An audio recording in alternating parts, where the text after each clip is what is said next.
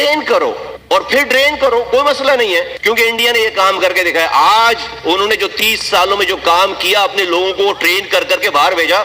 दुनिया की 25 बड़ी कंपनीज के सीईओज इंडियन है, 25 बड़ी कंपनीज के सीईओज इंडियन है। और ये जो आज इंडिया में फॉरेन इन्वेस्टमेंट की भरमार आई हुई है, ये तो बरस रहे हैं डॉलर, वो कौन ला रहा है? वो इंडिया। आज हमारे बड़े बड़े ये कराची के मेयर मीडिया के सामने पड़ोसी मुल्क इंडिया की तारीफ है। एक वक्त ऐसा आता था जो कोई कहता था इंडिया तरक्की कर रहे हैं, आवाम उसके गले पड़ जाती थी कि तुम दुश्मन मुल्क की बात क्यों कर रहे हो। आई डोंट नो, जैसे हमारी जिंदगी में डिसिप्लिन नहीं है, इस तरह हमारा आगा पीछा भी।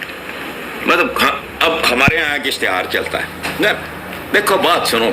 आज आपका 2 बिलियन मुसलमानों का दुनिया के अंदर जलीलो ख्वार होने की सबसे बड़ी वजह यह है कि आपने तालीम से बाइकाट कर रखा है, आपने दुनिया के साथ बाइकाट कर रखा है। इसमें कोई शक नहीं है कि एक ग्रोइंग इकोनॉमी है और उसने बड़ा पिछले चंद सालों में अपनी इकोनॉमी को स्ट्रॉन्ग किया है। और मतलब सिर्फ वेपन्स के हवाले से नहीं, आईटी की अगर हम बात करें, सॉफ्टवेयर की हम बात करें, तो दुनिया में उसका एक लेवल है। मेरा ख्वाब है, ये मेरी लेगेसी का हिस्सा होगा कि भारत और पाकिस्तान के दरवाजे खुले और मैं सामने खड़ा हूं उस चीज के। दिस इज माय, मेरी लेगेसी का हिस्सा है, ये मेरी ख्वाहिश है इस चीज का। हमारे यहाँ पता नहीं क्या प्रैक्टिस हो रहा है, वरना ये कैरेक्टर होता हमारा।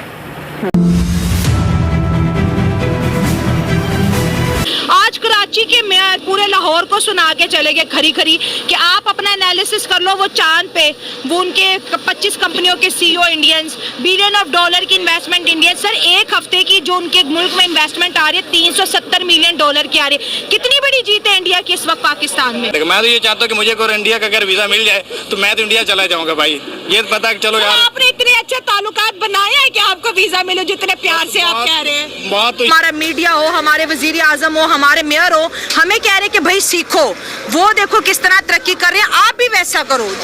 जंगे हल नहीं है। मिस बात असल में ये है ना कि हमें पहले तो ट्रक की बत्ती के पीछे लगाया था कि यार इंडिया आपका बहुत बड़ा दुश्मन है, ठीक है ना, बस आपने के पास जो भी 4 पैसे आने हैं, आपने जंगे लड़नी है, ठीक है ना, बम बनाने हैं, ठीक है, पार्टनरों पे लड़ना है।